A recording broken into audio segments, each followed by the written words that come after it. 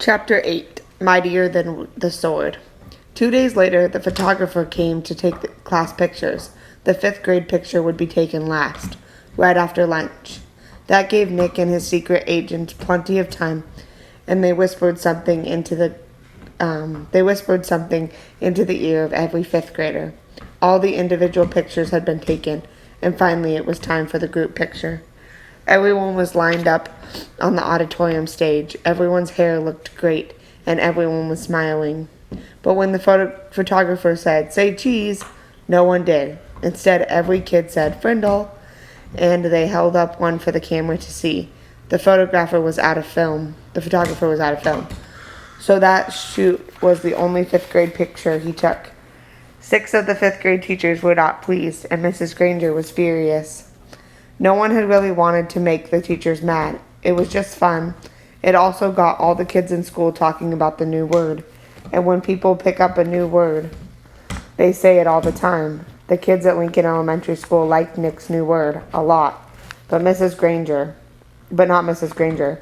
The day after the picture was taken, she made an announcement to her class, and she posted a notice on the bulletin board by the office. Anyone who is heard using the word Frindle instead of the word pen will stay after school and write this sentence 100 times. I am writing this punishment with a pen. Mrs. Granger. But that just made everyone want to use Nick's word even more. Staying after school with the lone Granger became a badge of honor. There were kids in her classroom every day after school. It went on like this for a couple of weeks.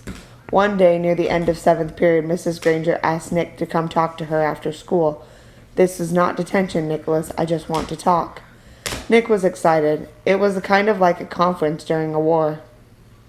One side waves a white flag at the generals, and the generals come out and talk. General Nicholas Allen. Nick liked the sound of it. He stuck his head in Mrs. Granger's doorway after school. "You wanted to talk with me?" "Yes, Nicholas. Please come in and sit down." When he was settled, she looked at him and said, "Don't you think this Frindle business has gone far enough?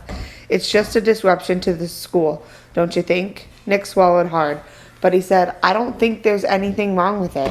It's just fun, and it really is a real word. It's not a bad word, just different. And besides, it's how words really change, isn't it? That's what you said." Mrs. Granger sighed. "It is how words could be made up brand new, I suppose, but the word pen, should it really be replaced by another word? The word pen has a long, rich history. It comes from the Latin word for feather, pinna. It started to become our word pen because quills made from feathers were some of the first writing tools ever made. It's a word that comes from somewhere. It makes sense, Nicholas." "But Frindle makes just as much sense to me," said Nick. "And after all, didn't someone just make up the word pinna too?" That got a spark from Mrs. Granger's eyes, but all she said was, "Then you're not going to stop this?" And Nick looked right in her eyes and said, "Well, me and I mean a bunch of my friends and I took an oath about using the word, and I have to keep a promise. And besides, I don't think there's anything wrong with it. I like my word." Nick tried to look brave, like a good general should. "Very well then, I thought it would end up this way." Mrs. Granger pulled a fat white envelope from her desk drawer and held it up. "This is a letter I have written to you, Nicholas." Nick held out his hand, thinking she was going to give it to him, but she didn't. "I'm not going to send it to you until all this is over. I want you to sign your name and put today's date across the back of the envelope. When you read it, whenever that may be, you will know this is the same letter, and that I have not made any changes to it." "That's weird," Nick said to himself. But to Mrs. Granger he said, "Sure," and he signed his name in his best cursive and put the date under it. Mrs. Granger stood up abruptly and said, "That is all for today, Nicholas, and may the best word win." There was a frown on her face, but her eyes were different, almost happy, and Nick was halfway down the hall before it hit him. She likes this war, and she wants to win this really bad. Walking to school the next day, Pete had a great idea. "How about we see if we can get every kid in the whole 5th grade to go up and ask Miss Granger, can I borrow a Frindle?" "You mean Mrs. Granger, may I borrow a Frindle?" said Dave. "Gotta use good grammar.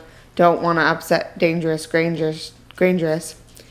Sounds good to me, said Nicholas. She can't keep everyone after school, can she? Almost 80 kids stayed after school with Mrs. Granger that day. They filled her room and spilled out into the hallway. The principal had to stay late to help, and they had to arrange 2 special late buses to get all the kids home. And the next day, all the 5th graders did it again.